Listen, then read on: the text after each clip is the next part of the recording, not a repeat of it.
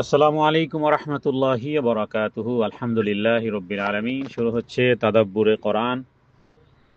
কোরআনের উপর তেলাওয়াত, গবেষণা, করণীয় বর্জনীয় এবং কোরআনের সাথে সম্পর্কিত হওয়া। আজকের আমরা সূরাতুল ফুরকানের ৬৪, ৬৫ এবং ৬৬ এই তিনটি আয়াত তেলাওয়াত, অর্থ এবং তরজমা, সংক্ষিপ্ত দিক নির্দেশনা এবং এর সাথে সম্পর্কিত হাদিস, সেই সাথে সাথে নসিহত আজকে তাদাব্বুরে কোরআনের অংশ হিসেবে আমরা জানার চেষ্টা করব ইনশাআল্লাহ বিইذنিল্লাহ। ওমা তৌফিক ইল্লা বিল্লাহ।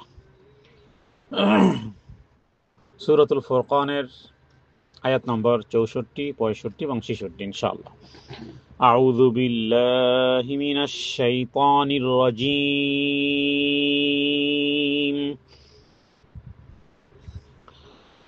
والذين يبيتون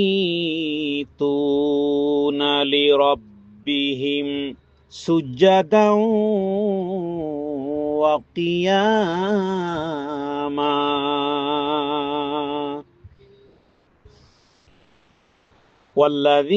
والذين يقولون ربنا اصرف عنا عذاب جهنم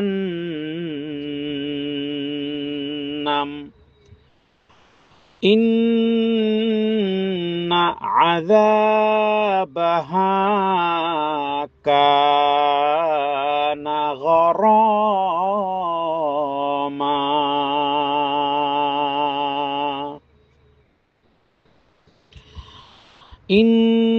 إنها ساءت مستقرا ومقاما।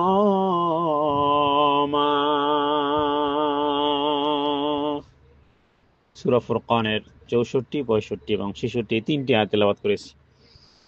আমরা এখন জানবো এর গভীর অন্তর্নিহিত হৃদয় নাড়ানো নসিহত। আল্লাহ তাআলা মুমিনদের চরিত্রের মধ্যে যে কোয়ালিটিগুলো, যেই গুণগুলো থাকা প্রয়োজন, ইতিপূর্বে তিনটি আয়াতে আমরা জেনেছি। পূর্বের তিনটি আয়াতে মুমিনের চরিত্রের মধ্যে কি কি গুণ থাকা আবশ্যক, সেই গুণ থাকলে মুমিন হবে, আর সেই গুণ না থাকলে মুমিনের বিপরীত যে শব্দগুলো স্বাভাবিকভাবে উচ্চারণ করা হয়, মুমিনের বিপরীত হয় মুনাফিক অথবা বেঈমান অথবা মুমিন থেকে দূরে।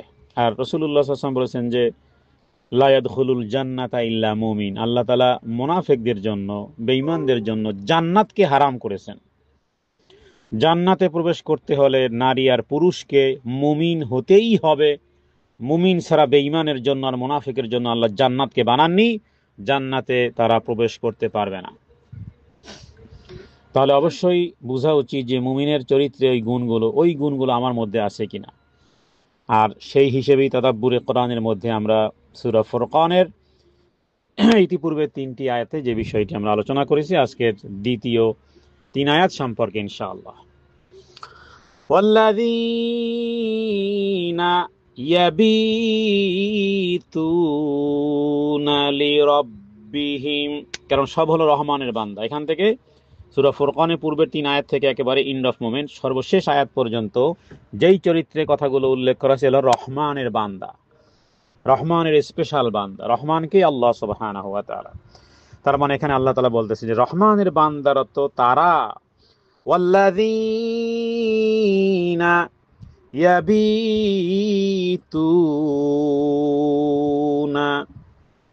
লিরাব্বিহিম, রহমানের বান্দা তো তারা যারা রাত্রি অতিবাহিত করে, ইয়াবিতুনা রাত্রকে অতিবাহিত করে, লিরাব্বিহিম তাদের প্রভুর জন্য, সুজ্জাদাও ওয়া কিয়ামা সেজদা, সাজদা এবং রুকু ইত্যাদি দাঁড়িয়ে সাজদাতে তাদের রাত অতিবাহিত করে। অতএব রাত শুরু হয় সূর্যাস্তের পর থেকে রাত শুরু হয় ইসলামের।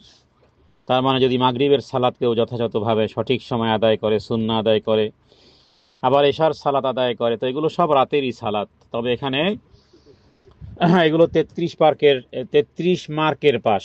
তার মানে 5 ওয়াক্ত সালাত আদায় করে পাস হবে, সে পাস হয়ে যাবে। তবে যদি কোয়ালিটি বাড়াতে হয়, কেউ যদি 50-এ, 80-তে, 90, 100-তে কেউ যদি মার্ক পেতে চায়, তাহলে তাকে সালাতে তাহাজ্জুদ গভীর রাত্রে উঠে বা ফজরের আগে 2 রাকাত হলেও যদি সালাত আদায়কারী হয়, তাহলে সে তাহাজ্জুদ সালাত আদায়কারী হবে। তো আয়াতটি নাজিল হয়েছে ইবাদুর রহমান, রহমানের প্রকৃত বান্দার গুণাগুণ হিসেবে। আল্লাহ তাআলা এখানে আসলে একটা জবাব দিয়েছেন মক্কার কাফেরদেরকে, বা গোটা পৃথিবীর মুমিনের কোয়ালিটি আছে। মুমিনের সব মুমিন সবাই তো দাবিদার, সবাই জান্নাতের কামনা করি, জান্নাত কামনা করি, বা সবাই জান্নাতের দোয়া করি, বা রবের প্রতি সবাই ঈমান এনেছি। অনেক ক্যাটাগরিতে দেখা যাবে সবাই 100 পেয়েছি। কিন্তু আল্লাহ তাআলা এখানে কিছু স্পেশাল, কিছু ভিআইপি পার্সনকে বেছে নেয়ার জন্য কিছু চরিত্রের কথা উল্লেখ করেছেন। জান্নাতেই তো 100 স্তর হবে, এক স্তর থেকে আর এক স্তরের দূরত্ব হবে এই জমিন আর আসমান। তো সবাই যদি এক ক্যাটাগরি হয়, তো এই কারণে আল্লাহ তাআলা কিছু চরিত্রকে আলাদা করেছেন। এর মধ্যে এটা একটা চরিত্র, কারণ এরকমের জবাব আরো বেশ কিছু ছিল। এমনকি মক্কার মুশরিকরা পর্যন্ত নবীকে বলতো, কটূক্তি করতো, যে সাহাবীদেরকে বলতো যে তোমরাও যেমন আমরাও তো ওই রকমেরই, তোমরাও মানুষ আমরাও মানুষ। অথবা মুনাফিকরাও এভাবে বলতো যে তোমরাও এই কাজ করো, আমরাও তো ওই কাজ করি, তোমরাও তার পিছনে হাঁটো, আমরাও তার পিছনে হাঁটি, তো ব্যবধানটা কি তোমাদের আমাদের মধ্যে? তোমাদের আমাদের মধ্যে স্পেশালিটিটা কি? সবই তো বরাবর। এর জবাবে যেন আল্লাহ তাআলা এই 63 নম্বর আয়াত থেকে, যে দেখতে চাও বা জানতে চাও আর আসল কোয়ালিটি কি, একজন মানুষ সারা রাত নাক ডেকে ঘুমিয়ে থাকে, আর একজন মানুষ গভীর রাতে উঠে ওযু করে তাহাজ্জুদ সালাতে দাঁড়ায়, কি সমান? কখনো কি সমান? যে রৌদ্রের মধ্যে আছে আর যে ছায়ার মধ্যে আছে, উভয় কি সমান? কেউ গরম পানি পান করতেছে গরমের সময়, আর কেউ গরমের সময় ঠান্ডা পানি, উভয় কি সমান? রৌদ্র আর ছায়া কি সমান? জীবন্ত আর মৃত্যু কি সমান? কেউ নাক ডেকে সারা রাত ঘুমিয়ে আছে, আর কেউ রবের কাছে সাজদায় কিয়ামে দণ্ডায়মান আছে। আল্লাহ যেন সেটা, এই জবাবটা এরকম রবের পক্ষ থেকে, যে রহমানের প্রকৃত বান্দার বৈশিষ্ট্য বর্ণনা করতে আল্লাহ তাআলা শুরু করলেন, যে তারা তো রাতকে ইবাদতে কাটায়, সাজদায় দাঁড়িয়ে সালাতে।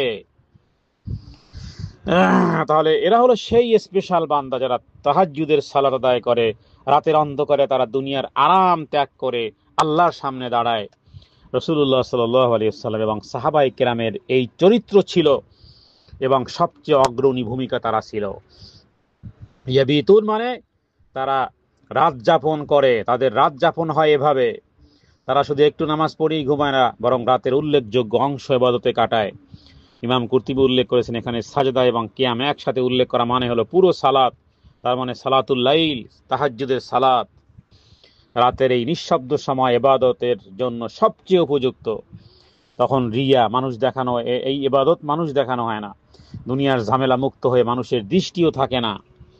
আর যদি কেউ সালামতের সাথে জান্নাতে প্রবেশ করতে চায়, যে কোনো ব্যক্তি যদি চায় যে কিয়ামতে যত ঝামেলা আছে, কবর থেকে, মৃত্যু থেকে শুরু করে কত ঝামেলা, এগুলোকে আরবিতে ফিতনা বলা হয়। ফিতনা মানে পরীক্ষা। কবরের ফিতনা আছে, পরকাল কবর থেকে ওঠার পরে ফিতনা আছে, হাসরের ময়দানে ফিতনা আছে। ফিতনা মানে পরীক্ষা আছে। আমি কোনো পরীক্ষা দিতে চাই না, সরাসরি জান্নাতে যেতে চাই।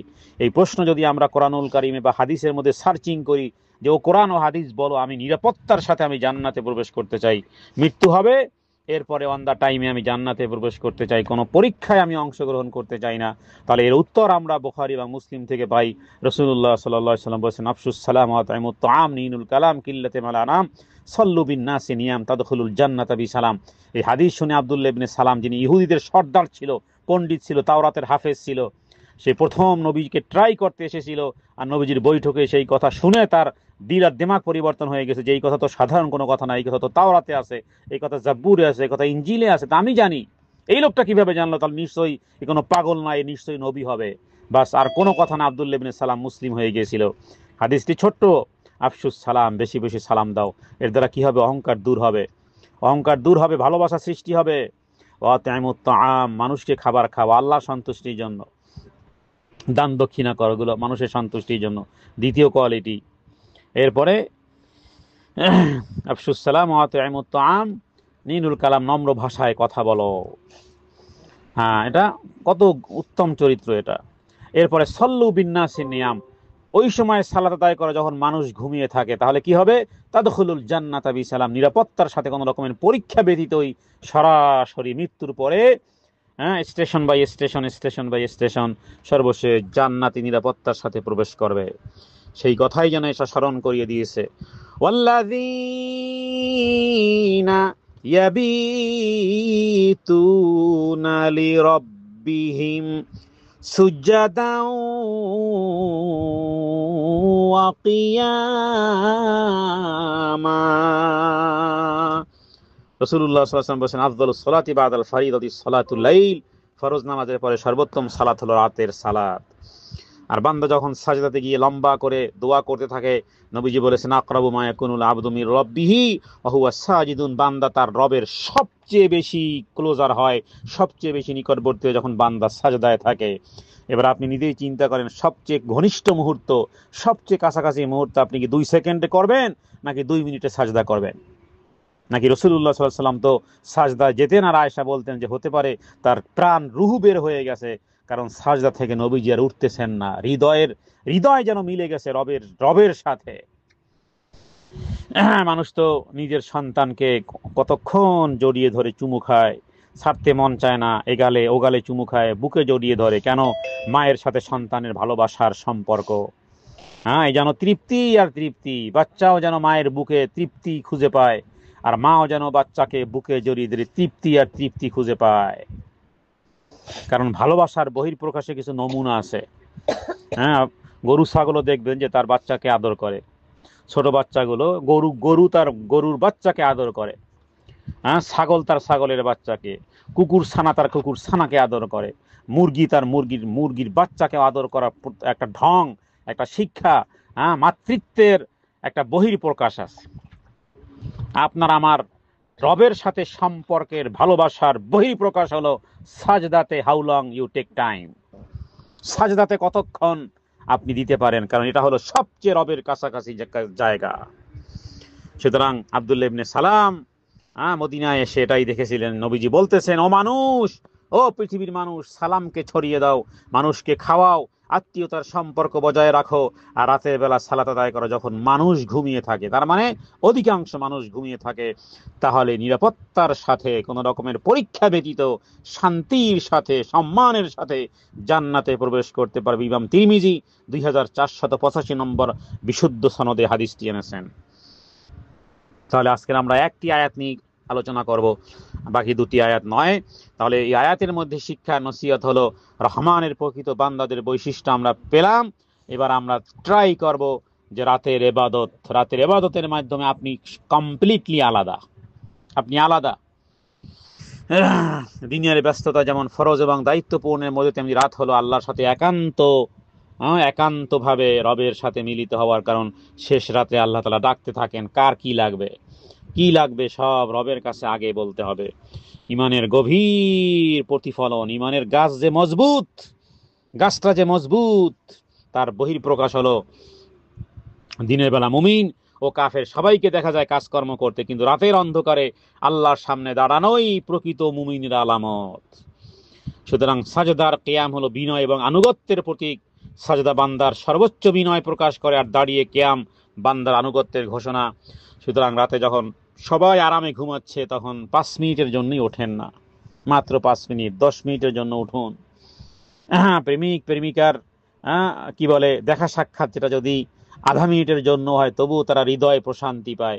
এটা ভালোবাসার একটা বহিঃপ্রকাশ। এগুলো উদাহরণ দিয়ে বলার প্রয়োজনীয়তা নেই, এক্সপ্লেইনের প্রয়োজনীয়তা নেই, শুধু ইঙ্গিত দেওয়া যে রাতের বেলা যখন সবাই ঘুমাচ্ছে, তখন রবের সাথে সাক্ষাতের যেন এক সময়কাল কিছু বান্দা কেঁদে কেঁদে সাজদায় পড়ে আল্লাহর কাছে দোয়া করতেছে।